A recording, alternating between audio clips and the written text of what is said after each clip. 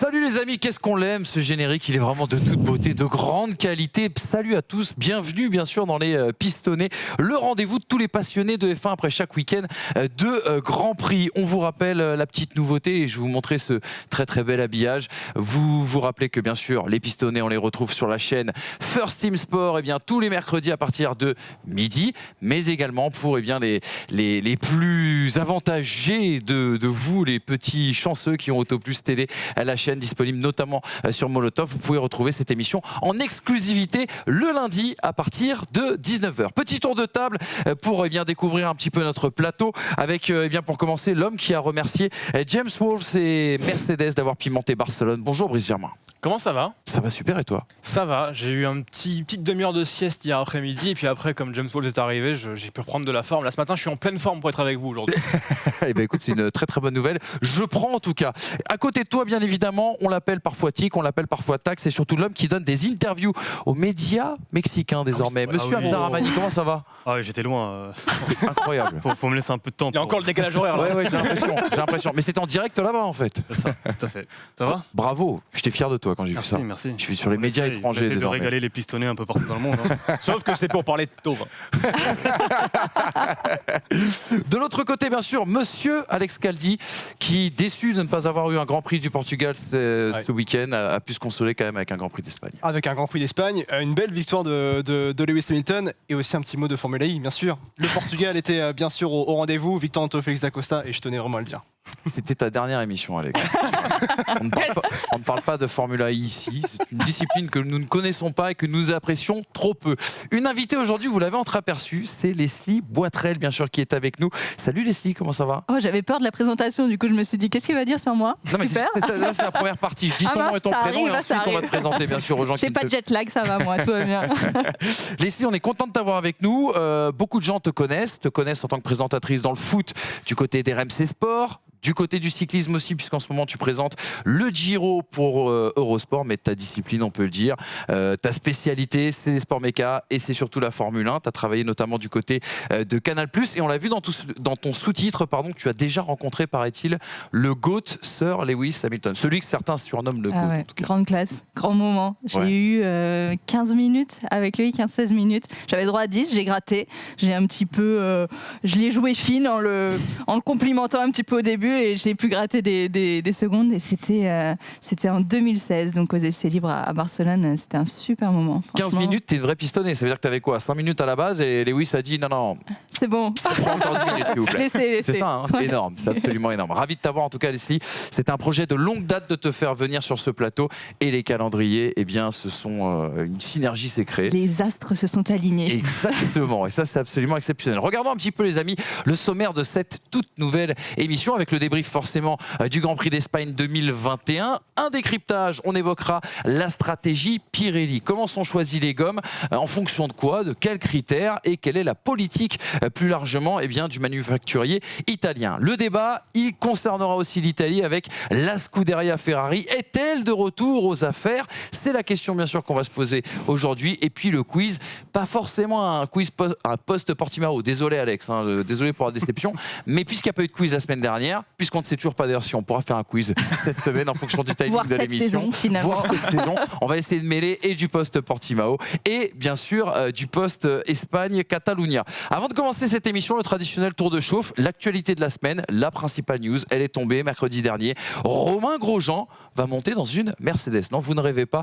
Toto Wolff l'a fait, bien évidemment. Toto Wolff qui a tenu sa promesse. Il aura 2 passages. Le 27 juin lors du Grand Prix de France pour une démonstration. Et puis le 29, le mardi, qui suivra le Grand Prix de France avec une journée d'essai sur une W10, la voiture de 2019. Tout est déjà prêt, Lewis Hamilton. Non, Romain Grosjean, soyons honnêtes quand même, a déjà visité Brackley. Il a son baquet qui est déjà moulé et surtout, il est déjà monté dans le simulateur. Petit tour de table, Leslie, qu'est-ce que ça évoque pour toi cette belle récompense et ce geste de classe de Mercedes? C'est top de le voir boucler la boucle. Enfin, Romain Grosjean tourner la page F1 et puis quoi de mieux que le faire sur une voiture championne du monde, la W10 2019. C'est la voiture qui a fait rêver tous les pilotes. Lui a l'occasion de le faire. En plus, il va être devant son public, le Grand Prix de France au Castellet. Pur plaisir, pas de pression aussi, de résultats. Bon, mis à part rendre la voiture intacte Oui. aussi, ce serait bien qu'il le fasse. Mais vraiment, il va se régaler. Et, ça fait plaisir de voir Mercedes, grande classe, une nouvelle fois. Toto Wolff qui tient ses promesses. Voilà, ce sera une belle occasion pour lui de tourner la page F1 et sur un dernier beau souvenir, meilleur que son terrible accident à Bahreïn. Hein. C'est offrir un grand moment dans une voiture qu'il n'aura jamais eu l'occasion de conduire, à savoir une bonne voiture. Mm. Il y a eu Ouais, il la a eu Lotus. Lotus. Ah, Il y a eu la quand Lotus. même. Oui, mais une voiture championne du monde. La Lotus n'avait pas le potentiel d'être championne du monde. La Mercedes est si bien équilibrée, si agréable. Là, c'est offrir un grand moment pour le coup à un pilote français. Et c'est du win-win parce que Mercedes améliore encore son image s'il y a besoin de le faire. Et puis, mine de rien, il va faire 140 tours. Donc, il va aller travailler des choses. Pour Mercedes, ce sera une journée également de travail le mardi qui suivra. J'espère qu'il aura l'occasion de pousser la voiture comme Alonso l'a fait à Abu Dhabi avec Ouais. la Renault il y a quelques mois. Juste curiosité, tu vois, histoire de savoir quel chrono il ferait sur un tour qualif, par exemple. J'ai vraiment cette curiosité qui m'anime. Ouais, je rejoins Hamza là-dessus, c'est que vraiment, je suis très curieux de voir les chronos que peut faire Romain Grosjean dans une voiture parfaite, littéralement parfaite, effectivement, cette voiture 2019. Et ce sera intéressant aussi peut-être faire une comparaison peut-être avec Valtteri Bottas, tiens, qui sait. Oh, mais tout de suite les grands Direct. mots, les amis. On a dit pas de Valtteri Bottas cette semaine, on le respecte. Cette année. Samedi, j'avoue qu'on a été déjà très méchant avec Brice dans une autre petite émission. Allez les amis, on se concentre tout de suite sur le débrief justement du Grand Prix qui nous attendait ce week-end. La F1 faisait étape du côté de la Catalogne, du côté de Barcelone. Et pour une fois, bon, c'est pas tant ennuyé que ça, regardez.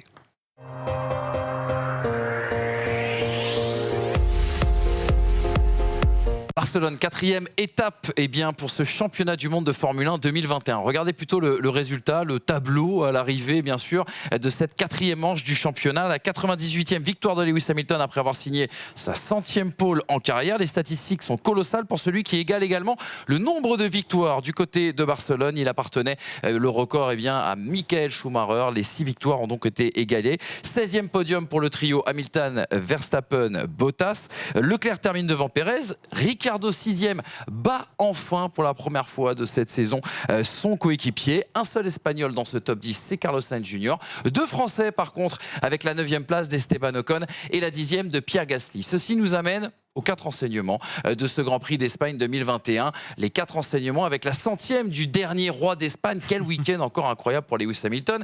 Verstappen battu, mais surtout Verstappen un poil abattu à l'arrivée de cette course. Ils sont vaillants ces Normands, on évoquera forcément les Français. Et puis une question que j'avais envie de vous poser, est-ce qu'Aston Martin ne serait pas le flop de ce début d'année 2021 ? On attaque tout de suite le premier enseignement.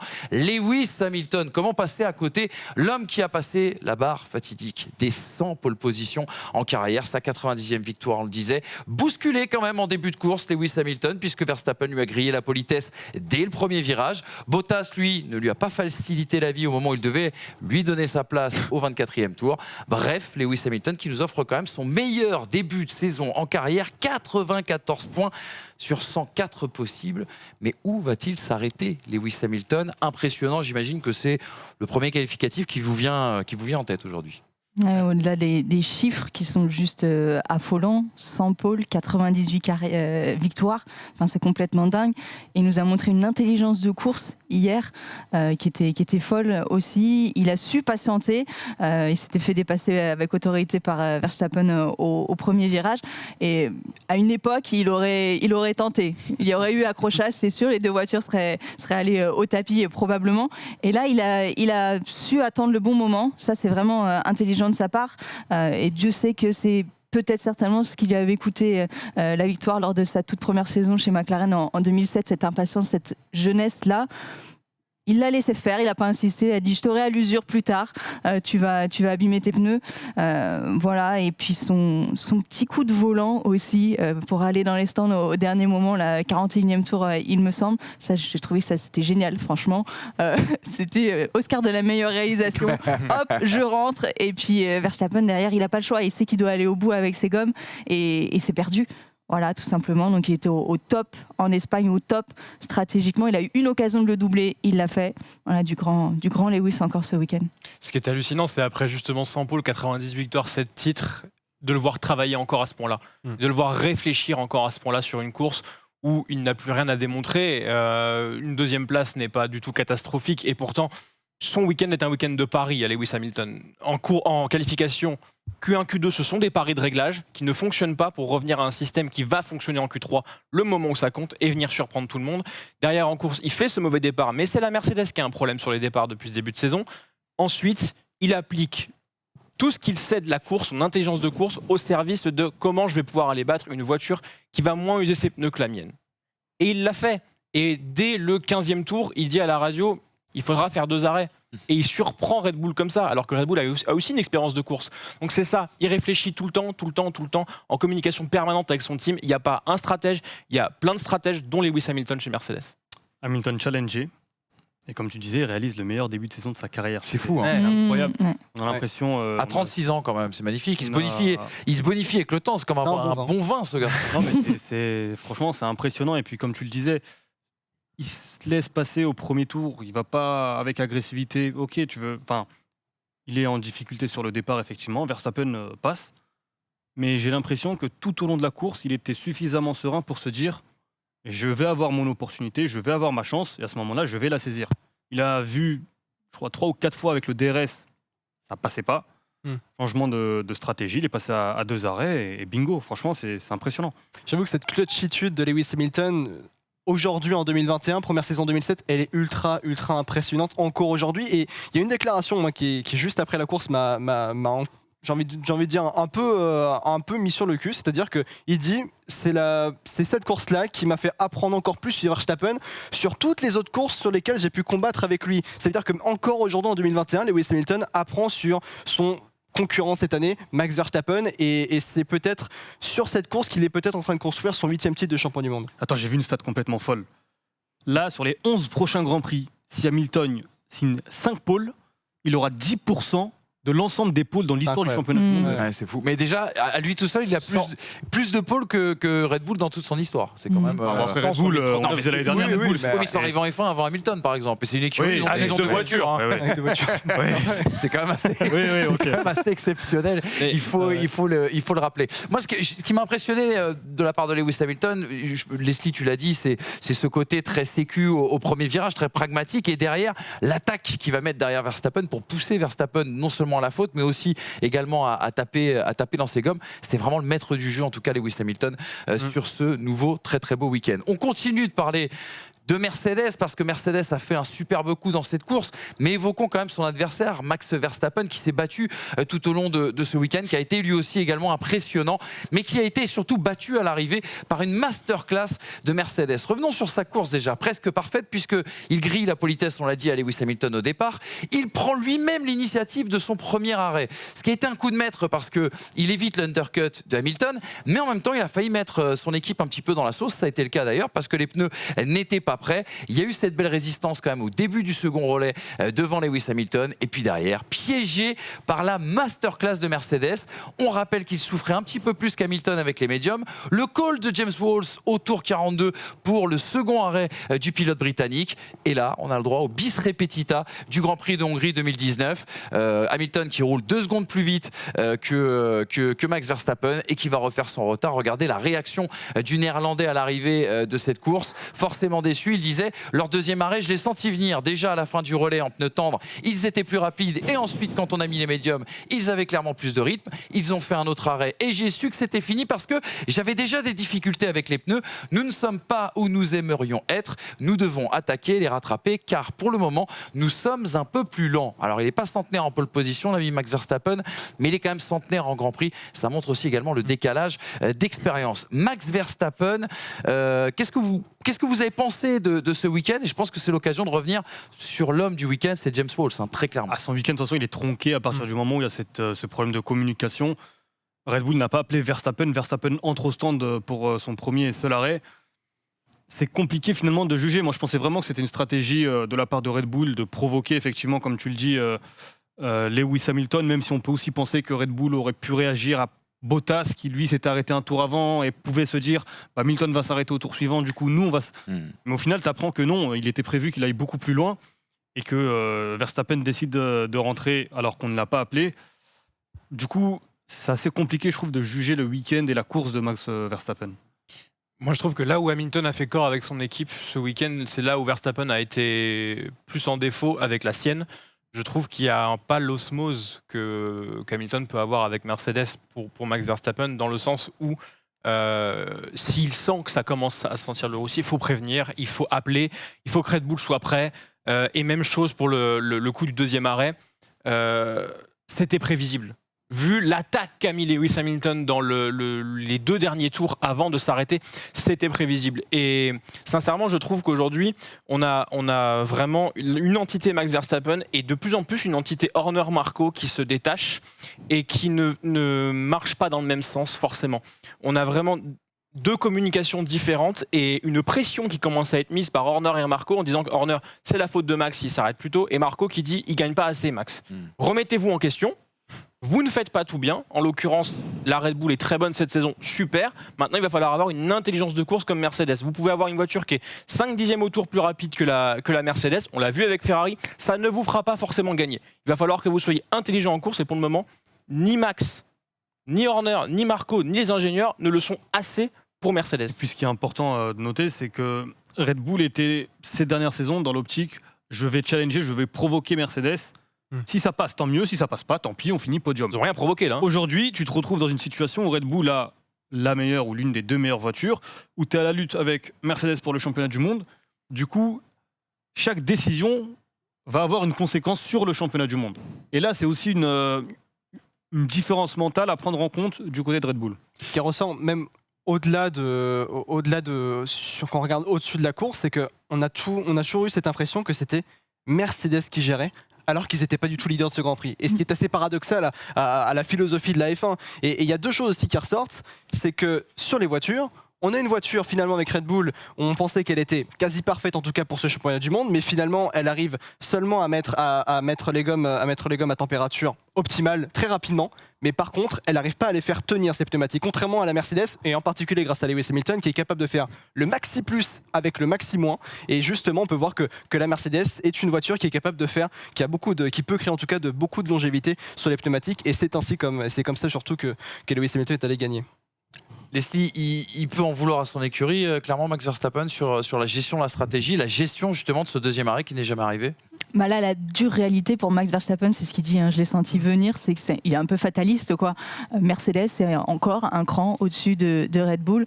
C'est pas la première fois que Mercedes réalise un coup de maître comme ça stratégique. Bravo à James Wolf, c'est le responsable de la stratégie. Je sais pas si tu l'as appelé ou quoi pendant le Grand Prix. Non, mais depuis que j'ai pris un coup d'épaule de sa part à Barcelone en 2020, Oui, parce qu'il est je sens les coups venir. Ah bah tous là-bas. il est aussi un peu dans le crossfit, hein, comme Toto. tous, hein. Je sais pas s'ils ont un camp d'entraînement à 7h du matin, mais putain. Ça nous ferait du bien d'aller chez Mercedes. Ouais, peut-être. Avant l'été, là. Et c'est vrai que tu l'as dit, Verstappen, il a pris l'initiative de la première stratégie. Bon, il a juste oublié de prévenir son pit qui rentrait au stand. Il a juste oublié ça. Mais c'est vrai qu'ensuite, ils ont complètement subi la stratégie des Mercedes, Red Bull. Verstappen, il va se consoler peut-être avec le point du meilleur tour en course. Et il se console aussi certainement avec l'idée qu'il a un allié du côté de chez Mercedes, c'est Valtteri Bottas. C'est lui qui a le plus posé le problème à Hamilton. 3 voitures contre une Ce maintenant. week-end. Donc le visage de Toto Wolff en disait long, hein, juste après qu'il ait un petit peu bloqué Lewis Hamilton. Voilà, et tout comme Verstappen, Bottas, on a l'impression qu'il subit la stratégie d'Hamilton, il subit dans cette équipe. Et là, il essaye un petit peu de se rebeller. Il fait la petite crise d'adolescence à la Rosberg, fut un temps. Et puis voilà, sauf qu'il se rebelle pas de la meilleure des façons. Et voilà, Verstappen a peut-être un allié du côté de chez Mercedes, c'est Bottas. Ouais, exactement. On va sur un terrain glissant, mais effectivement, ce qui est affolant avec Bottas, comme tu le dis, c'est peut-être une crise d'adolescence, comme tu le penses, parce que. Il a subi dans la radio aussi. Hein. Ouais. Attention, les conversations. Oui, mais à un radio moment, il faut qu'il soit cohérent. Soit t'es le numéro 2, et dans ces cas-là, aujourd'hui, tu fais en sorte d'être le numéro 2 parfait. Soit, entre guillemets, tu fais le bonhomme, comme il le dit. Hein, il dit j'aurais pu le laisser passer plus tôt, mais je suis là pour faire ma propre course, je suis pas là pour laisser passer les gens. Et d'accord, mais dans ces cas-là, fais-le à chaque course. Et à chaque course, montre que tu refuses tout simplement d'être le coéquipier parfait. Parce qu'aujourd'hui, si tu es chez Mercedes, c'est parce que tu es le numéro 2 parfait. Et puis laisse pas passer Charles Leclerc au départ. Mais du coup, Oui, c'est vrai, exactement. Il il y a fait des parcs l'extérieur au et quatre, départ. ouais. Mais ça veut dire qu'on avait raison l'année dernière, Hamza, du coup. On a toujours raison. Sur le cabotage, bien évidemment. Troisième enseignement, il est temps de parler de nos petits Frenchies, bien sûr. Et surtout avec un constat, je pense que c'est même une leçon de vie, plus qu'un enseignement. Qu'est-ce qu'ils sont vaillants, ces Normands. Regardez la course et le week-end, surtout d'Esteban Ocon et de Pierre Gasly. Ocon qui a sauvé les meubles avec sa P9. Il est parti, il fait P5 en Q3, ce qui est son meilleur résultat, bien sûr, en qualification en carrière. Meilleur résultat égalé. Pas un bon départ, il perd 2 places sur le premier tour. Et puis surtout, cette stratégie à un arrêt qui était absolument intenable. Il a sauvé les meubles puisqu'il a pu récupérer quand même 2 points. Pierre Gasly qui lui se rattrape de sa bévue. Cet Alpha Tauri bien sûr avec des performances très en retrait. Il n'était pas notamment en Q3. Pénalisé pour sa position sur la grille. Il a joué avec le feu et malheureusement s'est brûlé. 5 secondes de pénalité. Un premier relais quand même ensuite très solide. Et puis cette stratégie à 2 arrêts qui lui a permis une remontée fantastique. Imaginez quand même qu'il a pu dépasser 3 champions du monde, Kimi Raikkonen, Fernando Alonso, Sébastien Vettel et un autre pilote qui s'appelle bien évidemment Lance Stroll. Regardez les petites déclarations des 2 Français à l'arrivée de cette course pour avoir un petit peu leurs sentiments. Esteban Ocon et Pierre Gasly, désolé d'avance pour cette petite photo. C'est la dernière où on les a vus l'un d'un côté de l'autre. Ça remonte maintenant il y a quelques années. On a Esteban Ocon qui nous dit sur la photo. nous devons revoir certains sujets comme nous n'étions pas aussi rapides que les Ferrari ou les McLaren en course. Et puis Pierre Gasly, lui aussi un petit peu fataliste, qui nous dit pour nous ça a été plus compliqué que sur les 2 dernières courses avec les Alpine, Ferrari et McLaren qui ont fait un pas en avant et nous on n'a pas vraiment progressé. 2 Français qui ont régalé quand même, il faut le dire, ce week-end, qui était un brin déçu, on l'a compris à l'arrivée de cette course. Qui veut prendre Gasly, qui veut prendre Ocon? Moi, je reste sur Ocon, personnellement. Eh ben vas-y. Je pars dessus. Ouais. Écoute, ça fait quand même plusieurs jours et maintenant semaines qu'on est en train de s'en rendre compte, mais je ne reconnais pas Esteban Ocon. Je le vois à la hauteur d'un Fernando Alonso, devant un Fernando Alonso, même si, oui, il faut le temps de réadaptation à la Formule 1, de cette Formule 1-là à Fernando Alonso, mais Esteban Ocon qui fait P5 en qualif. Je crois que tu disais que j'abusais il y a un mois. Il lui faut du temps par rapport à Esteban Ocon qui connaît cette Renault-là. Donc ne me cherche pas des noises tout de suite, toi, s'il te plaît. Non, on ressort l'accent Toto Wolff. mais oui, Ocon a passé un step dans le sens où moi, P5 en qualif, jamais j'aurais cru avec cette Alpine. Et il est devant, il fait un 3-1 à Alonso en qualif, c'est-à-dire sur une perf pure. Où Alonso, pour le coup, n'a pas forcément besoin d'être dans cette gestion de gomme qu'il ne sait pas trop faire. Là, vraiment, Ocon est largement devant. Il fait une stratégie à un arrêt de moins parce qu'il conserve ses gommes. Et effectivement, en fait, il a la lutte, pas avec n'importe qui en course, quoi. Donc, il va chercher ces points-là de la 9e place, alors que cette Alpine, on sait qu'elle est à peu près 5e force du plateau. Il est à sa position-là. Il ne recule pas énormément vis-à-vis de ce qu'il fait en qualif.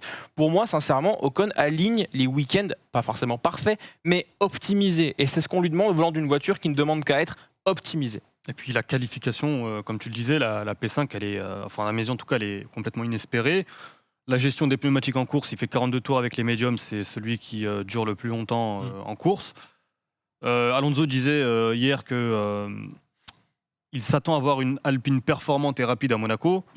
Franchement, ça promet, quoi. Juste pour rester avec vous sur Alpine et sur Ocon, on le sait, l'Espagne, Barcelone, c'est un juge de paix, notamment pour les châssis.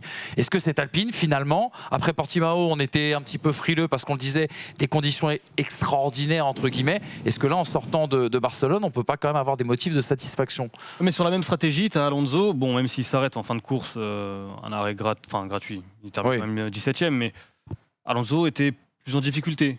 Oui. Donc j'ai encore du mal, malgré Barcelone, j'ai encore du mal à jauger, à me essayer de placer Alpine sur la hiérarchie. C'est pas l'Alpine, ça c'est la gestion des gommes d'Alonso.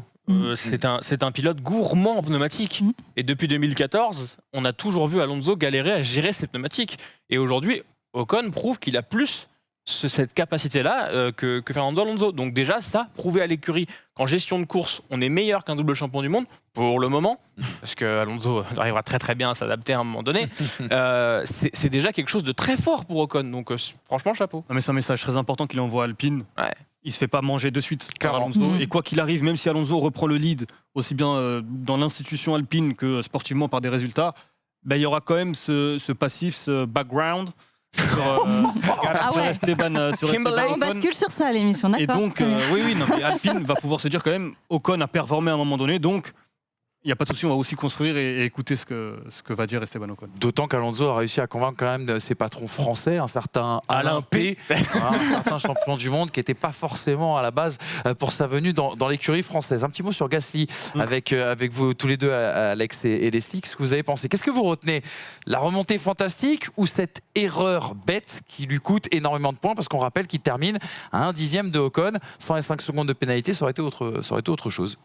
Moi, je retiens un week-end très très très compliqué pour Alpha Tauri dans son ensemble, pour Pierre Gasly aussi.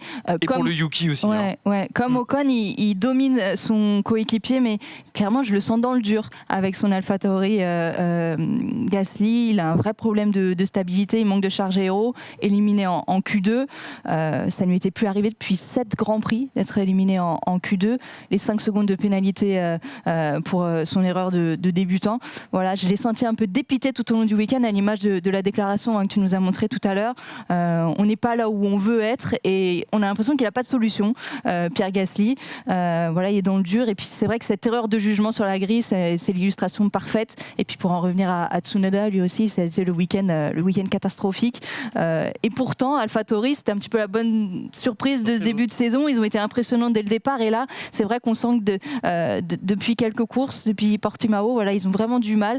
C'est ce que disait Gasly d'ailleurs, plus les courses s'enchaînent et plus on a l'air de perdre en performance. Donc ça, c'est vraiment pas de bon augure pour le reste de la saison et pour Monaco qui arrive. Ouais, je rejoins Leslie, c'est Ocon trouve l'optimisation, ce que Pierre Gasly n'arrive pas du tout à faire, et tout comme Yuki Tsunoda. Ça commence à être de plus en plus inquiétant pour AlphaTauri. On a du mal à imaginer jusqu'à quel point on peut vraiment descendre en performance, et on peut même d'ores et déjà presque se dire qu'on peut peut-être revoir les objectifs à la baisse. Est-ce qu'on peut vraiment aller chercher une P5? Est-ce qu'on peut vraiment aller chercher peut-être une P6?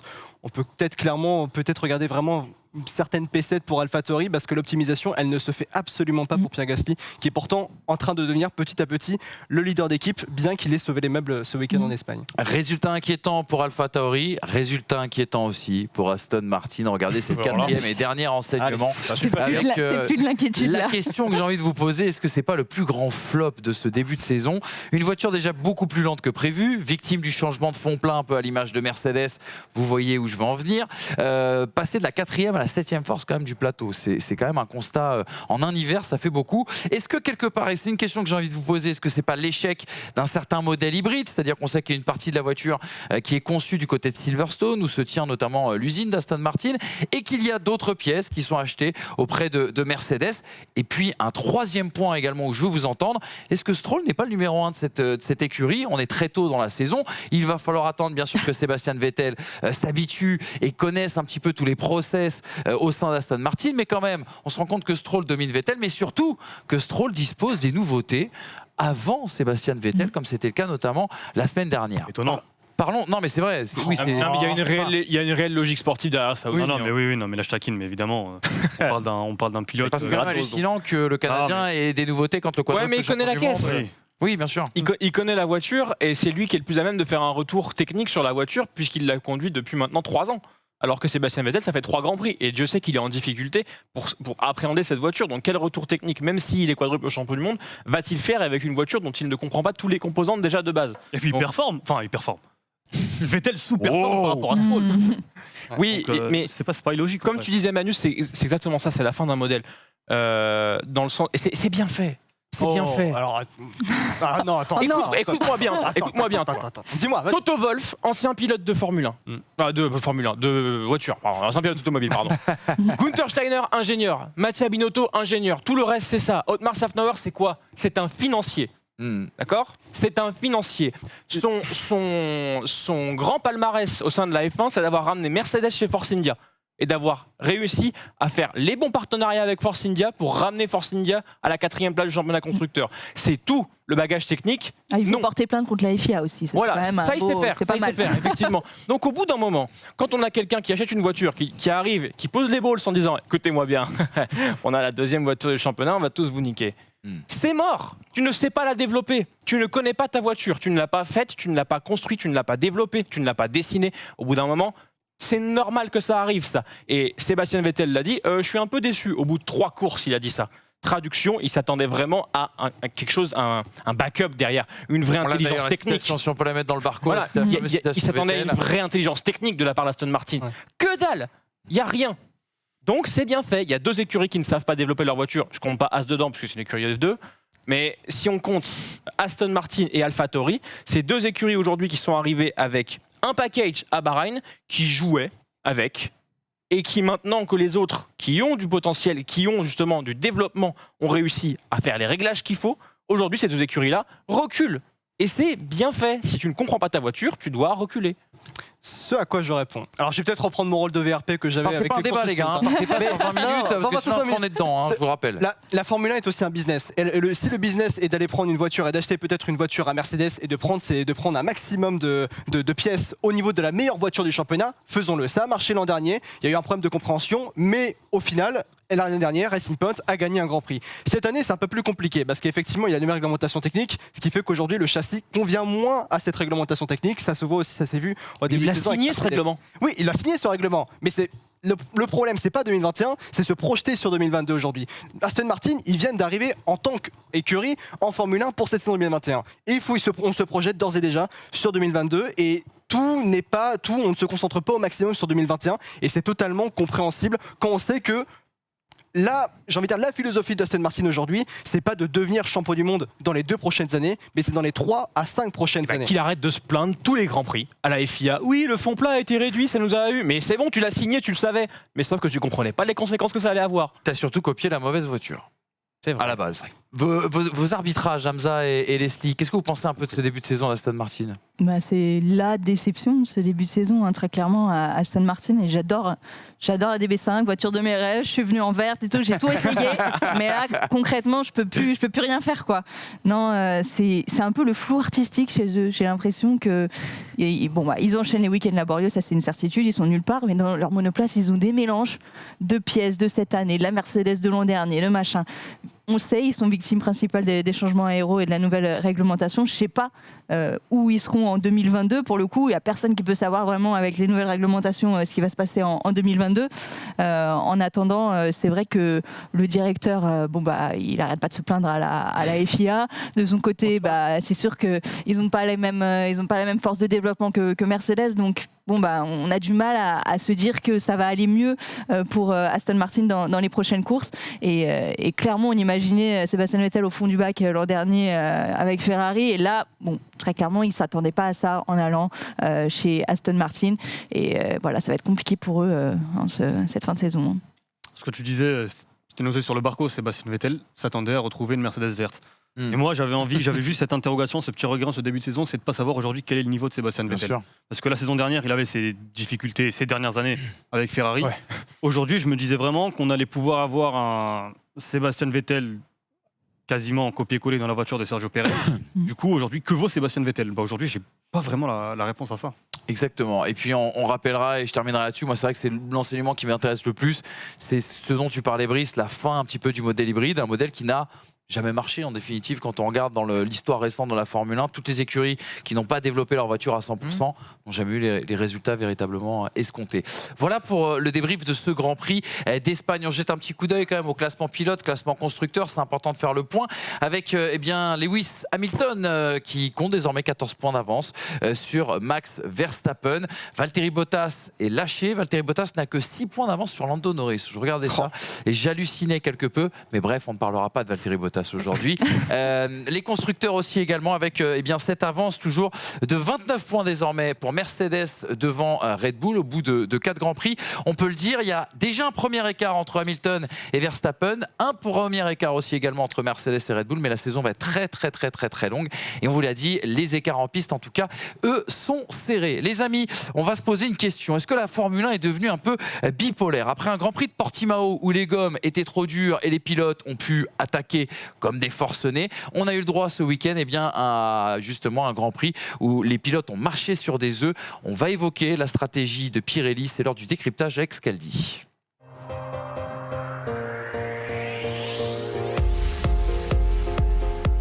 Le décryptage d'Alex Caldi. Rebonjour mon cher Alex. À chaque fois je lui dis bonjour, à chaque fois qu'une nouvelle partie commence. En F1, tout est sujet bien sûr de complexité. Du châssis au moteur, eh bien tous ces éléments-là doivent être bien reliés bien sûr à la piste pour rouler dans de bonnes conditions. Et c'est bien les pneumatiques qui sont eux aussi complexes à utiliser, à choisir aussi pour le manufacturier Pirelli. Ouais, c'est clair. Ah, les pneumatiques, souvent le sujet casse-tête bien sûr pour les pilotes et les écuries de F1, surtout quand on pense aux problèmes majeurs qu'on a pu avoir l'an dernier. Bisous Silverstone bien sûr. Pour chaque week-end de Grand Prix, Pirelli apporte bien sûr 1800 pneumatiques, soit 20 bien sûr trains de pneus et 13 donc pour temps sec et 20 trains de pneus pour chaque pilote. Pour cette saison 2021, vous le voyez, il y a 5 composés de pneumatiques classés de C1 les plus durs au C5 les plus tendres. Durant un week-end de Grand Prix, Pirelli sélectionne 3 composés de pneumatiques classés avec du rouge pour la gomme la plus tendre, du jaune pour les médiums et enfin du blanc pour les plus durs. Le C5 c'est le plus tendre bien sûr et le plus souple qui convient parfaitement à tous les circuits qui demandent du coup une adhérence très élevée bien sûr. Néanmoins sa longévité est très courte par rapport aux pneus C1, gomme la plus dure forcément. Elle est utilisée sur des tracés imposant entre autres un important travail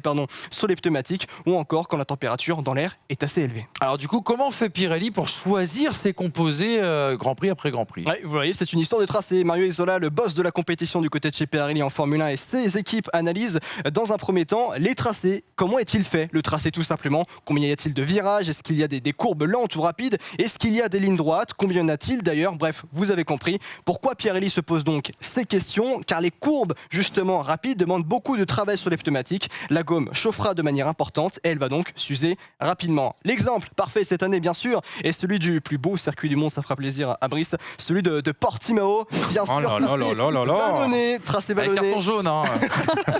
Tracé vallonné composé de virages très rapides imposant donc de fortes charges latérales sur les gommes pour supporter l'importante quantité d'énergie encaissée et donc une chauffe rapide. Pirelli a donc choisi de prendre les pneus les plus durs pour ce Grand Prix. À Monaco, dans 2 semaines, ce sera totalement l'inverse, succession de virages lents, peu de chauffe forcément du coup sur les pneumatiques car très peu de charge latérale à encaisser sur les gommes. On prendra donc le composé de pneus le plus tendre. Pirelli peut aussi choisir un entre-deux d'une certaine manière en choisissant les C2, les C3 et les C4 sur un tracé qui peut être énergivore dans les virages mais qui a de longues lignes droites, donc du coup, assez pour que les pneumatiques puissent en tout cas refroidir et également se reposer. Monsieur le ministre du Tourisme au Portugal, une dernière question, une dernière relance. La dégradation des pneus est-elle aussi liée à la piste quelque part en elle-même? Oui, bien sûr. Pirelli analyse et regarde de très près comment est composée la piste à l'instant T. La piste, d'une certaine manière, c'est du bitume et il évolue avec le temps. Un nouveau revêtement offre peu d'adhérence parce que le gravier et le bitume sont très proches, donc pas trop d'accroche d'une certaine manière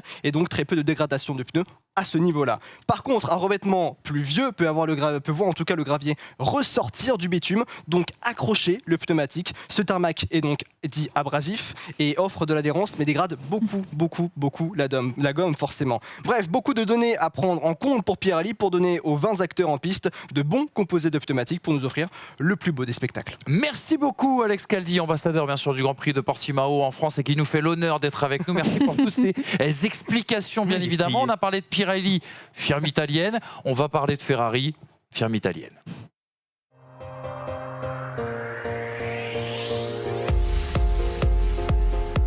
Le débat est une question. Est-ce que Ferrari a déjà ou enfin remonté la pente? 2 citations qui nous ont inspiré bien sûr ce débat.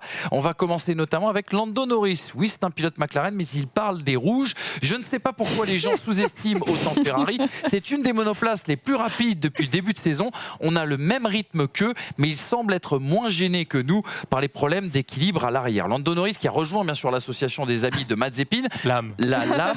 Oui, parce que tout à l'heure en fait on parlait d'une autre. C'était un peu hier soir, c'était un peu mes plaisirs coupables, on va dire, en termes de musique, années 90, voire début 2000, puisqu'on parlait de Laurie un petit peu plus tôt. Revenons avec un peu de sérieux, avec une deuxième déclaration, celle du fils d'Enzo Ferrari, Pietro Ferrari, vice-président de la firme. L'année 2021 marque le 70e anniversaire de notre première victoire en F1. J'espère donc que nous décrocherons au moins une victoire. Je ne pense pas en demander trop. Nous ne pouvons pas encore nous battre pour le titre mondial face à Mercedes et Red Bull, mais je veux qu'on apporte la preuve que nous savons désormais ce que nous nous devons faire pour revenir au sommet. Nous sommes Ferrari et nous devons cela aux tifosi. Ceci nous amène à ce tableau, cette question. Est-ce que Ferrari, justement, est sur le retour? On va vous proposer deux prismes de lecture. Le côté châssis, déjà, qui semble être bien né, des perfs intéressantes sur ce qu'on appelait tout à l'heure un juge de paix, pour paraphraser l'excellent Jean-Louis Moncet, pour parler du circuit, bien sûr, de Barcelone. On rappelle les Ferrari qui étaient à 6 dixièmes des meilleurs en qualification, c'est-à-dire que l'écart s'est réduit par rapport à la saison dernière. De l'appui sur cette voiture, mais surtout moins de traînée et une meilleure vitesse de pointe, notamment en ligne droite. Et puis, j'avais envie de vous poser aussi cette question. Est-ce que le moteur est toujours le talon d'Achille de cette voiture? Nouveau moteur pour cette année 2021. Mattia Binotto disait: on a aujourd'hui une vitesse de pointe raisonnable. On parlait en avant-saison d'un gain estimé de 1 dixième, un dixième de seconde gagné au Tour par rapport à 2020. Est-ce que Ferrari remonte la pente? C'est la question. Est-ce que la Scuderia est de retour aux affaires? Comme on en a beaucoup parlé l'année dernière, ils sont partis d'une feuille un peu plus blanche que d'habitude, où ils bricolaient sur des choses qu'ils adoraient faire de leur côté. Ils respectent jamais les standards. C'est non, nous on fait comme ça parce qu'on est Ferrari et qu'on est meilleur que vous. Sauf qu'à un moment donné, une succession de petites erreurs donne l'année dernière. Aujourd'hui, ils semblent être repartis d'une base plus saine et le moteur a ses faiblesses. Il est toujours évidemment moins bon que les autres, effectivement. Mais ce châssis, et ça il faut vraiment insister dessus, ce châssis a été pensé avec cette réglementation-là, celle de 2021. Ils n'ont pas fait l'impasse sur l'année 2021. Ils ont pensé ce fond plat pour le rendre performant. Et c'est en ça que Ferrari se démarque des autres, c'est qu'il y a une capacité d'ingénieur, je sais pas comment dire, d'ingénierie, à comprendre aérodynamiquement comment un châssis va fonctionner. Alors, elle a des lacunes, mais forcément, elle sera à l'aise un peu partout, parce que le châssis est là et c'est la base. C'est la vraie base. À Monaco, non, mais je pense que effectivement Monaco, ça pourrait être intéressant pour Ferrari, parce qu'aujourd'hui effectivement le problème reste quand même moteur. Il y a vraiment un manque de performance par rapport à Honda, par rapport à Mercedes, même s'ils ont rattrapé, je crois, 28 chevaux ou 27 chevaux l'hiver dernier. Sans retard. Maintenant, j'ai pas envie d'être dithyrambique ni sur le moteur ni sur le châssis, parce qu'ils ont l'habitude de me décevoir très souvent. Voilà, au moment où on s'y attend pas, ils sont là, mais au moment où on s'y attend, ils nous déçoivent. Donc j'attends encore premier bilan pour moi à la mi-saison, mais effectivement, en tout cas, une chose est certaine, après 4 Grands Prix, je ne m'attendais pas à les voir à ce niveau-là. On était à Barcelone, je le disais, c'est ça qui nous a aussi inspiré ce débat. Barcelone, c'est une piste de test, c'est là où on en sait un petit peu plus sur la qualité des voitures. Est-ce qu'au vu de ce week-end, est-ce que la Scuderia peut être la troisième force de ce plateau, selon vous? Troisième force du plateau, c'est en tout cas l'objectif, mais je m'attends au fait que McLaren puisse vraiment remonter sur le fait de la remise au niveau de Ricciardo et aussi le fait que Lando Norris soit aussi très très bon. La troisième force du plateau, de là à se dire ça aussi, ça peut paraître compliqué sur le fait que certes le travail a été relativement très intéressant durant l'hiver, notamment il y a une chose qui me frappe, c'est le fait que Ferrari ose tenter. Enfin, ils osent tenter, notamment sur le châssis qui montre que vraiment on a enfin osé du côté de chez Ferrari, notamment au niveau de l'aileron avant. On a un look beaucoup plus agressif, ce qui envoie notamment un certain message d'ailleurs aux concurrents en disant: regarde notre voiture, maintenant elle a l'air plus agressive, elle est moins passive par rapport à celle de l'an dernier. Notamment au niveau de l'arrière aussi, l'arrière qui est beaucoup plus stable, la stabilité est relativement très intéressante, la stabilité aussi au niveau de l'avant, qui prouve qu'aujourd'hui Ferrari peut prétendre peut-être à une 4e place, peut-être. En bataille bien sûr avec McLaren, mais McLaren peut être clairement un peu plus au-dessus par rapport à Ferrari. Tu le disais, ils osent tenter, mais aussi ils ont beaucoup moins de pression que l'année dernière. L'an dernier, clairement, ils étaient attendus au tournant, ils étaient nulle part finalement. Là, ils partent de tellement loin, on ne peut qu'être agréablement surpris par leur performance. Bon, même s'il y a un petit peu de vert sur cette Ferrari, pour les puristes, forcément, ça ne fait pas plaisir.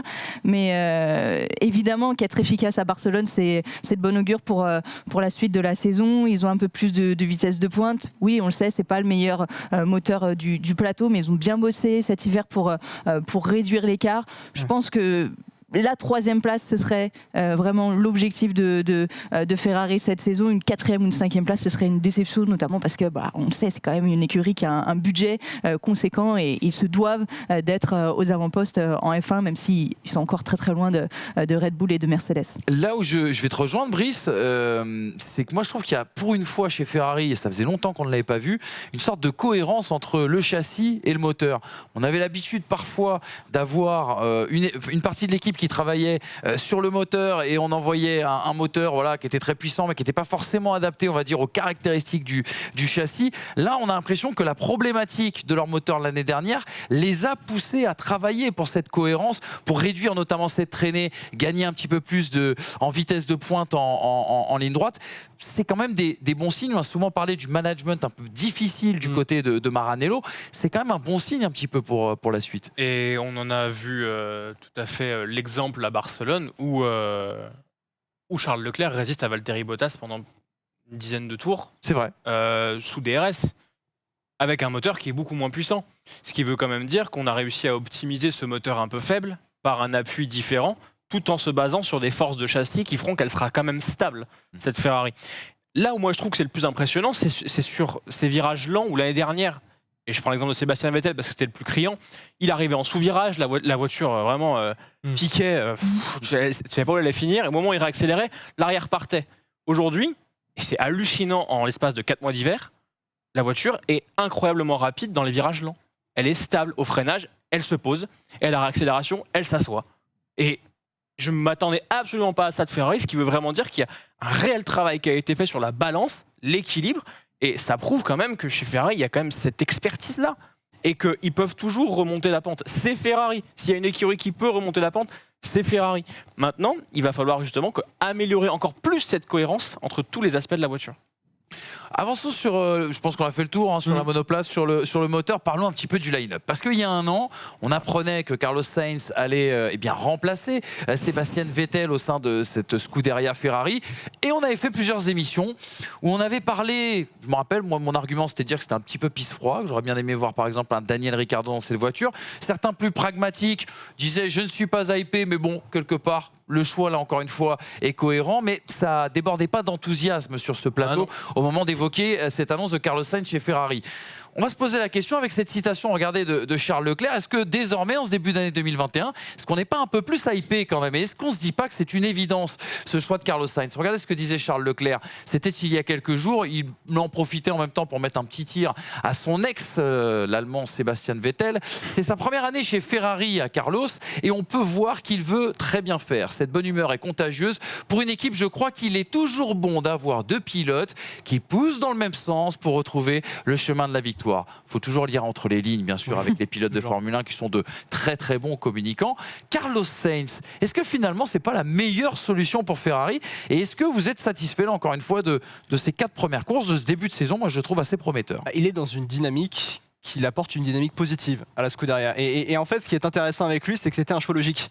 Là, il y avait deux choix. Effectivement, il y avait Daniel Ricciardo et il y avait Carlos Sainz. Tu prends Daniel Ricciardo, tu es un pilote qui est vainqueur du Grand Prix et qui se battait effectivement pour les titres de champion du monde à l'époque où il était chez Red Bull. Tu prends Carlos Sainz, qui est un pilote qui n'est pas vainqueur du Grand Prix, qui a fait des podiums, effectivement, mais qui n'est pas vainqueur du Grand Prix et qui ne s'est jamais réellement battu, même pas du tout en fait, pour un titre de champion du monde. Déjà, une différence de statut entre les deux, une différence de salaire bien sûr. Différence de statut, ça veut dire qu'en gros, face à Charles Leclerc, très facile à gérer par rapport à Charles Leclerc. Qui plus est, Carlos Sainz, c'est un pilote qui est un excellent metteur au point. On l'a vu quand il est arrivé chez Renault, il a permis à la Renault d'être un peu plus stable au niveau de l'arrière, et il a été bien sûr, quand il est arrivé chez McLaren, on lui a fait confiance, on lui a dit écoute, chez Renault, ça s'est mal passé, chez nous on te veut dans notre projet, et on veut que tu améliores la voiture, et on veut que tu nous amènes sur les podiums, et peut-être sur une victoire en Grand Prix. Qu'est-ce qui s'est passé? Il a réussi à améliorer la voiture, il a été le grand artisan du retour de McLaren sur les podiums en Formule 1, et aujourd'hui, il est un peu récompensé de son travail, parce qu'aujourd'hui, son rôle, ça va être justement de ramener la Scuderia et de mettre au point une voiture pour 2022 et en particulier aussi pour 2021 pour qu'elle soit assez optimale, optimiser la performance pour justement ramener la Scuderia sur le devant de la scène, et son travail est remarquable. Sur le début de saison, je vais dire qu'il est quasi parfait parce qu'il a quand même, il fait quand même de très belles performances, notamment à Imola. Son mental à Imola est vraiment très impressionnant. Il rate son début de course, après il revient, il réussit à marquer des points, et pour Carlos Sainz, vraiment son travail est très soulignable sur certains points, mais en particulier en interne où il fait un travail justement pour ramener l'optimisation sur la voiture. Je m'attendais pas à retrouver un Carlos Sainz opérationnel tout de suite. Ouais. J'avais beaucoup de doutes. Moi, j'ai aucun problème. J'ai toujours des doutes d'ailleurs sur la stratégie de prendre un numéro 2 maintenant. Effectivement, on peut refaire encore le débat. On ne parlera toujours pas de Valtteri Bottas. Mais effectivement, il réalise un début de saison plutôt intéressant. Même en qualif, c'est ça qui est aussi impressionnant, je trouve. Je le trouve quand même assez proche de Charles Leclerc. Très proche, ouais. Et pour développer 2022 avec son passé chez Renault, chez McLaren, chez Toro Rosso, je pense que ça peut aussi aider et il peut vraiment avoir une importance, peut-être pas colossale, mais vraiment une importance grandissante chez Ferrari pour 2022 et à partir de 2022 avec ses expériences passées. Il y a l'arrivée de Carlos Sainz fait du bien à la Scuderia, mais c'est surtout le départ de Sébastien Vettel pour moi qui fait du bien à la Scuderia. Il y a un poids en moins. Hein. Enfin, on sent, fou là, on s'amuse plus à aller sur un Grand Prix de Formule 1 chez Ferrari qu'avec les yeux de Vettel qui dit bravo les gars, mais qui commence à faire bravo les gars, bravo, je vous bon voilà. Donc maintenant Carlos Sainz arrive avec comme tu l'as dit, une nouvelle dynamique, mais sincèrement, je suis pas sûr que ça aurait été différent si ça avait été Ricardo. Oui, Sainz, bien sûr. Enfin, en fait, il fallait quelque chose de nouveau à la Scuderia. Et là où, par contre, Alex a raison, effectivement, c'est que Carlos Sainz n'a pas de statut particulier face à Charles Leclerc et qu'il va lui disputer quelque chose.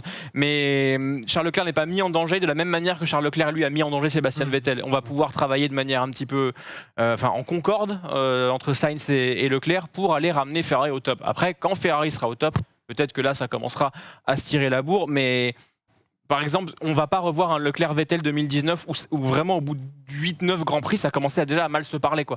Donc oui, c'est beaucoup plus simple pour Ferrari et surtout pour se reconstruire, il fallait prendre un petit peu de recul et peut-être au niveau des pilotes aussi. Ouais. Et puis ce bon début de saison, c'est tout simplement la récompense aussi du travail de Carlos Sainz qui a pris le parti de vivre à Maranello au mois de janvier pour justement Qu'est-ce qu'il a bossé, contact. C'est aussi le travail et c'est la récompense de ce travail, de ces sacrifices qui aujourd'hui lui permettent d'être performant d'entrée. Quand tu vas chez Ferrari, tu sacrifies toute ta vie, hein. Littéralement. Tu déménages, tu fais tout, tu te mets au service de Ferrari, Tu littéralement. manges des pâtes tout le temps. Vivre en Émilie-Romagne, c'est pas le plus grand sacrifice que je suis Il y a pire, franchement, il y a pire. Va vivre à Milton Keynes, tu vas voir, ça va pas être la même. Hein. C'est sûr. Sainz, pour moi, c'est le meilleur des deuxièmes pilotes qui a déménagé. En fait, on voit que en un jour et demi de test de pré-saison, il a quand même pas eu beaucoup de temps pour se préparer. Tous les deuxièmes pilotes qui découvrent de nouvelles monoplaces, que ce soit Ricardo, Pérez, Alonso, aujourd'hui, il est quand même proche de Charles Leclerc. Quand on connaît les qualités de Charles, c'est pas rien. Et il bosse. En plus, on l'a vu beaucoup sur les réseaux sociaux. Il est très présent sur les réseaux sociaux. Il nous montre pas mal qu'il fait quand même pas mal de choses. Et il engrange de l'expérience aussi avec cette SF21. Il est allé rouler, je crois, il y a 2 semaines, 300 km là, à Fiorano pour justement accumuler les kilomètres, les données avec une voiture, c'était une Ferrari de 2018. Voilà, il sait qu'il n'est pas encore au niveau qu'il voudrait, mais en tout cas, il bosse. Et pour moi, ce duo, Leclerc-Sainz, c'est le duo le plus prometteur, qui est certainement le meilleur duo à mes yeux de ce paddock. On rappelle que, et c'est ce qu'on vous disait l'année dernière, alors c'est des bruits qui nous sont parvenus, que dans le choix de Carlos Sainz, Charles Leclerc aurait peut-être eu son mot à dire justement là-dessus, ce qui explique aussi pourquoi ça marche bien aujourd'hui. Mais est-ce que Lewis Hamilton a son mot à dire? Valtteri Bottas, je vois pas pourquoi. Oui, Charles Leclerc n'aurait pas son mot à dire, enfin. Ce qui est important, c'est que s'il a eu son mot à dire et que Ferrari a décidé de le suivre, c'est déjà bien pour Charles Leclerc, mais surtout Charles Leclerc il répond en piste. Complètement. Parce qu'il réalise le meilleur début de saison de sa carrière, chez Ferrari, mais tout simplement de sa carrière. Il fait quoi? Il fait 3 P4 en qualif et 2 P4 en course. En fait, il maximise le potentiel de sa voiture et avoir un Charles Leclerc, on l'a déjà vu souvent la saison dernière à ce niveau-là, mais avoir un Charles Leclerc toujours aussi performant et qui permet à Ferrari de scorer. On parlait tout à l'heure d'AlphaTauri. On l'a reproché, on a eu ces petits regrets en début de saison sur Tsunoda et Gasly qui avaient le potentiel pour aller chercher des gros points. Là, Leclerc, il les a, les possibilités de gros points, et il va les chercher, ces gros points. Il est clinique, il ne fait pas d'erreur. Ouais. Quand il se bat avec Bottas, il ne va pas se battre avec Bottas parce que il va... Forcément, sa monoplace est inférieure au potentiel de la Merco. Il va tranquillement signer sa 4e place. Et il y a un élément qu'on a, je trouve, pas noté, mais qui est important. Ces dernières années, Les stratégies Ferrari. Les quoi? Les stratégies. Ah, Oui, je ils connaissent sais pas. pas. Ils connaissent Le pas. lance Je ne connais pas. tu veux dire. Traduction en italien. Il y a pas plan Le mot C, n'existe plan C. Ça a été encore le sketch ce week-end. Non, mais- Plan C, non, mais 2 justement, minutes après, mais tu sais plan quoi B. Je sais pas, mais je vais dire quelque chose. Wow. Il n'y avait aucune créativité, il n'y avait aucune imagination sur les stratégies de Ferrari. C'était, on se souvient des radios, alors quand Vettel se savait sur le départ, il n'a pas hésité à balancer des grosses coups en radio. Bonne publiquement. ambiance. On comprend pas ce que vous. Enfin, et on comprend le En mode malaise et Tsunoda maintenant, qui commence à balancer aussi Tsunoda sur et AlphaTauri, là. l'incompréhension. Oui, enfin lui, c'est un autre débat. Il va falloir qu'il se calme tranquille après 4 courses. Je pense aussi. Mais il y avait toujours cette interrogation autour des stratégies Ferrari. Aujourd'hui, Ferrari tente. Alors parfois ça ne passe pas. On l'a vu c'était à Portimao avec Carlos Sainz. Il y a eu cette stratégie à un arrêt. C'était le seul pilote à s'être arrêté aussitôt et à faire le pari soft-medium. Ça n'a pas marché. Il y a eu cette dégringolade en fin de course. Mais à force de tester, d'essayer, bah, le jour où ça va marcher, bah, tu vas signer un gros résultat. Projetons-nous, il nous reste quelques minutes, projetons-nous très rapidement sur 2022. Je sais que vous n'avez pas de boule de cristal, je sais que vous n'avez pas non plus l'almanach des sports, mais quand même, parlons un petit peu du futur avec justement cette année 2022. Est-ce qu'on a le droit d'être optimiste? Puisque d'un côté, il y a la promesse d'un moteur révolutionnaire. Alors moi, c'est plutôt ce qui me fait peur, cette citation de Wolf Zimmermann. Ça va aller en contradiction avec tout ce que tu as dit au début du débat, Brice. Ils veulent faire une refonte totale de leur unité de puissance et Wolf Zimmermann dit ceci: ce serait un pari technique innovant et risqué qui pourrait changer la donne s'il s'avérait payant. Ils sont en bourse. N'oubliez pas la fin de la phrase. Ils sont en Si bourse, ça non? marche, C'est c'est ça, bon. voilà, oui, complètement, ils sont en bourse aussi. Voilà, bien sûr. tu peux pas te C'est dire. peut-être pour les investisseurs. Voilà. Et puis surtout, cette information, Maranello, mais comme toutes les autres écuries, est désormais tournée vers 2022. Binotto qui a fait le choix de ne pas venir sur tous les week-ends de Grand Prix. Faut-il y voir un signe? Et puis des pièces déjà testées bien sûr en soufflerie, les pièces de 2022 et surtout toujours pas de nouveauté 2021 alors qu'on est au 4e Grand Prix de cette saison. Regardez cette citation, Laurent Mekies, le directeur général de Ferrari, directeur sportif pardon, qui parle c'est vrai un petit peu moins bien français que son patron italien Mattia Binotto. Il disait ceci: Mattia Binotto a été très clair, nous sommes concentrés sur 2022, le fait que le peloton soit aussi serré ne changera pas notre stratégie. Nous avons déjà fait basculer une large majorité de nos ressources. Certains éléments ne changeront pas sur la voiture cette année. Si vous voulez un chiffre, 90 à 95% de nos capacités sont tournées vers 2022. Vous n'avez pas l'almanach des sports, vous n'avez pas bien sûr la boule de cristal, mais je n'ai qu'une seule question à vous poser. Êtes-vous optimiste pour un retour, un réel retour aux affaires de Ferrari en 2022, c'est-à-dire un retour à la win et pourquoi pas parmi les meilleurs? Tour de table, parce que je sais que vous n'avez pas forcément de réponse. Un réel retour.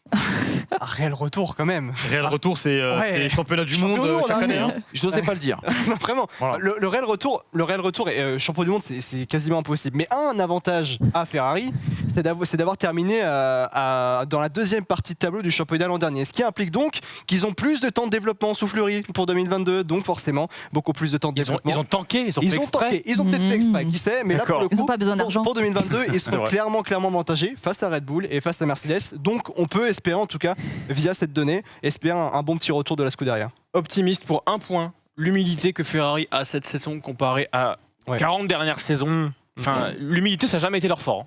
Vraiment, ça a toujours été dans l'agressivité de la communication. Ferrari. Là, je les trouve en retrait. Ok, très bien, on reste à notre place, on fait nos courses dans notre coin et terminé. Et je trouve que c'est peut-être le meilleur moyen pour une écurie comme ça, au sens si chaud que ça, de travailler en fait. Donc pour cet aspect-là, je dirais optimiste. Pas forcément sur un titre, mais... Si je retrouve la Ferrari du niveau de Fernando Alonso dans les années 2010, qui va aller chercher et se battre pour des victoires à la régulière, je serais déjà, sincèrement, je serais déjà content. D'accord. Bon, bah écoutez, on attend de voir. Rendez-vous dans un an, dans les pistonnés, bien sûr. Sans doute qu'on aura l'occasion d'en parler dans un débrief de course. Les amis, si je prends ce gel hydroalcoolique, ce n'est pas par peur du Covid, mais parce qu'on va en découdre tout de suite dans le quiz.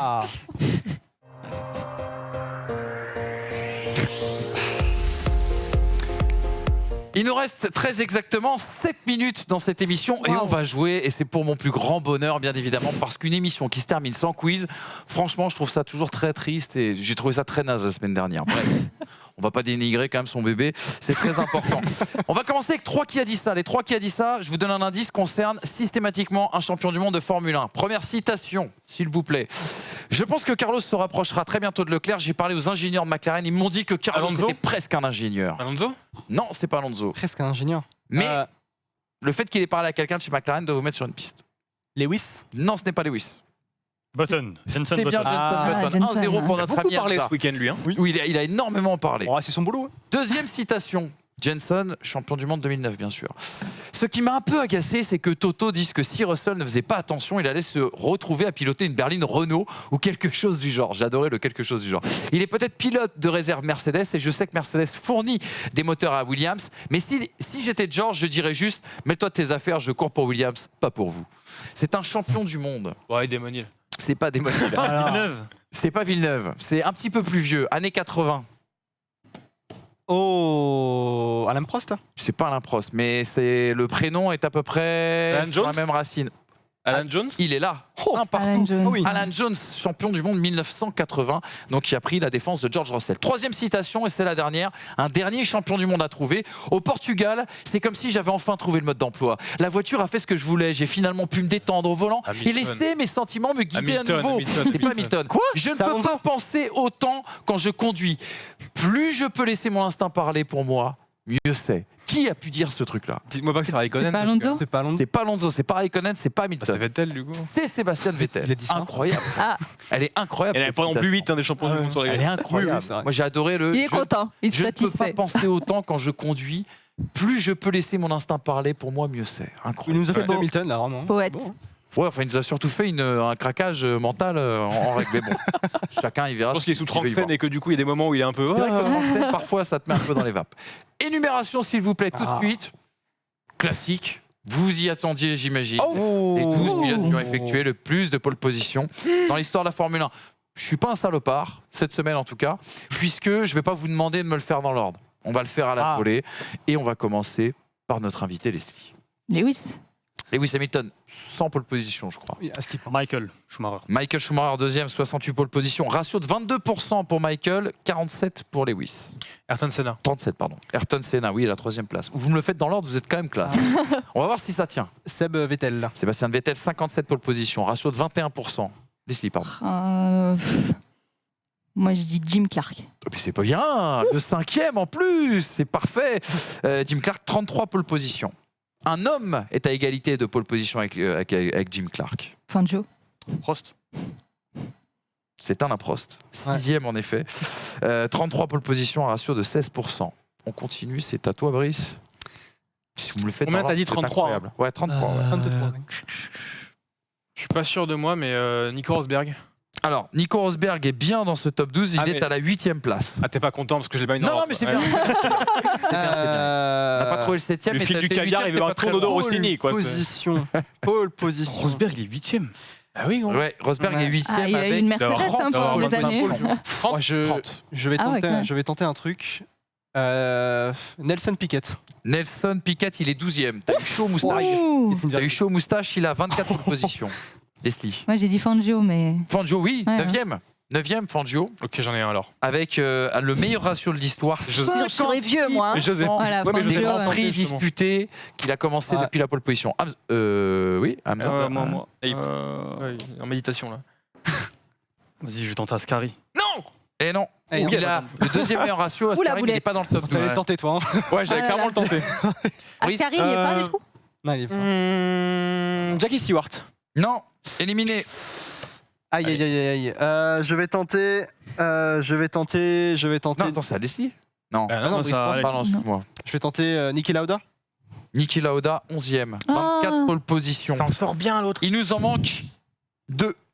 Est-ce que tu as un des deux, Leslie? J'ai tenté Mansell. Oh, Et oui, il est dedans, c'était il est le dedans. 7e de tout à l'heure. big Il est moustache. dedans. 32 pole position. Depuis tout à l'heure, je suis là, même si j'ai Ah, une bah, on l'a toute pas vu. petite moustache. Oh là là. Je voulais vous donner un indice. Bravo, Leslie. Mais tu J'ai pas vu l'as- l'indice. C'est fini, c'est Ah, la bon, fin. tu l'as pas il vu. y a- Là-bas, c'est On peut Oui, lui s'en pardon, aller, nous. excuse-moi, C'est je bon. vous ai Ah, il y a oublié, plus les que gars. nous. Il en reste un, est-ce que Bravo. tu l'as? Félicitations. Est-ce que tu l'as? Il en reste un. Il en reste un. Ah, c'est le premier qui le donne. T'as 10 secondes, Alex. Si dans 10 secondes tu l'as pas, je passe ta vais, Leslie. je vais prendre notre ami Damon Hill. Non. Ah non. Fittipaldi. Un Ah. titre. Non, pas Fittipaldi. Je vous laisse aller à un petit joker. Années 90. Hmm. Bah si. Eh oui. Ah non. Année Je 90. sais que tu l'as, toi. Vettel, non, il y est pas Non. Enfin, Vettel, on l'a déjà dit. Ah, on l'a déjà dit. Attends, Est-ce que tu l'as? je pense. Je suis pas Vas-y, sûr. vas-y. Vas-y. Mika Hakkinen. Bien sûr, Oh, bien Mika. sûr, le Finlandais volant, Ah bravo. non. Il reste T'as 1 gagné. minute Ah, perdre 30. sur t'as Mika gagné. Hakkinen, non, Non, tu mais vois, là, je Il nous suis reste colère. 1 minute 30. On lance le célèbre Roland Garros, juste pour Ah non. rire comme ça. Non, ça. Avec le Roland Garros F1. Merci Mehdi Maizi de nous permettre d'emprunter sortir un ce nom Frenzen, là. d'appellation. Ça fera pas Très de rapidement, le pilote que je propose, Johnny Herbert. Juste pour rire. Allez, courage. Johnny Herbert. Bon, il y en a un qui est très facile. Hein. Il y en a un qui est très facile. Non. À Canaille commencer. Oui, vas-y, commence. Ah, c'est horrible ça. Rubens Barrichello. Oui, tout à fait, chez Stewart. Je le Ouais. fais de tête. 99. Allez, là, c'est facile après. Rubens Barrichello. Je vous l'offre. Attends, c'est de faire mieux. Faut aller vite, les mecs. Jenson Il reste Button. 1 minute. Jenson Button. Jenson Button. Ouais. Oui, tout à fait, chez Honda. En effet. Et Brown. Ah, faudrait rien. Et Ah, Brown. c'est en équipe ou c'est en individuel? Mais non, là, c'est en équipe. C'est en Ouais, il me Bah, semble. Jenson Button, Lewis Hamilton, du coup. Lewis Hamilton, tout à fait. Faut aller vite. J'étais chez McLaren. Aiki Kovalainen. Aiki Yes. Kovalainen, oui. Fernando Alonso. Ah non, Si. Jamais Ah non. de vie. c'est lui qui remplace Fernando Alonso chez Désolé. Renault. Allez, on en a gagné un. Victoire de la gauche. Ah, La gauche a gagné aujourd'hui. Ma gauche, en Bien tout joué, cas. très rare, en tout Votre droite à vous, bien évidemment. Merci à toutes et à tous d'avoir été dans cette émission. Leslie, grand bonheur. Merci Ouais. beaucoup d'être bah, venu nous voir. partagé, j'espère revenir. C'était cool en tout Le cas. TGV. Et on peut rappeler que nos internautes peuvent te retrouver sur Eurosport pour suivre le Giro, c'est bien ça? C'est ça, Ok, eh exactement. ben, écoute, on sera bien évidemment au rendez-vous. Polo, le roi de la pédale, s'en régale déjà. On se retrouve bien, le 24 mai après le Grand Prix de Monaco sur Auto Plus Télé le lundi à 19h. Et puis bien sûr, le mercredi à partir de midi, First Team Sport, la plus belle des chaînes. N'oubliez pas de liker du côté d'Instagram et puis de partager bien sûr sur Twitter. Bref, cette conclusion est complètement pourrie. Prenez soin de vous surtout, à très vite.